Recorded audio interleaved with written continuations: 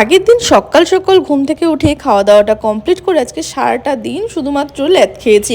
দুপুরবেলা গিয়েছিলাম একটু ছাদে, অনেক হনুমান ছিল, তার মাঝখানে ওই একটা দেখো রয়েছে। আজকে রাতের ডিনারে খাবারটা এখানে বাড়তে বাড়তে একজন অলরেডি ভাগ বসিয়ে দিয়েছে। ডিনারে ছিল মটন বিরিয়ানি, চিকেন কষা, এদিকে ছিল মিষ্টি, যে সব কিছু নিয়ে এসেছিল রিম্পা বাড়ি থেকে।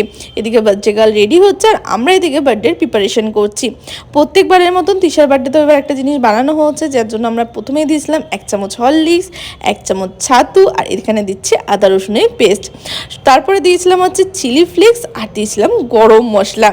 সবশেষে একটুখানি সয়া সস দিয়ে ব্যাপারটাকে ভালো করে মিক্স করেছিলাম। হচ্ছে কি জঘন্য খেতে হয়েছিল, মানে তোমাদেরকে আমি বলে বোঝাতে পারবো না। আর এই বানানো দেখে একজন তো পেছন থেকে হেসে হেসে পাগল হচ্ছে। এদিকে আমাদের ডেকোরেশন মোটামুটি সব কমপ্লিট। 12টা বাজতে আমরা নিয়ে চলে এলাম বার্থডে আর বার্থডে তো সব কিছু দেখে ভীষণ খুশি। তারপরে অনেক অনেক রিলস বানানো হলো, অনেক অনেক ফটো তোলা হলো।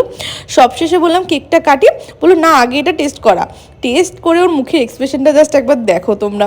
তো যাই হোক, once again happy birthday Tisha, সারাটা জীবন খুব খুব ভালো থাক। তারপরে ও নিজে কেক খেলো, আমাদের সবাইকে কেক খাওয়ালো। আর এই হোস্টেলের রাত 12টার বার্থডে সেলিব্রেশনটা না প্রত্যেক বছরই ভীষণ স্পেশাল হয়। আমরা সবার বার্থডেতে এরকম সবাই মিলে বার্থডে সেলিব্রেট করি।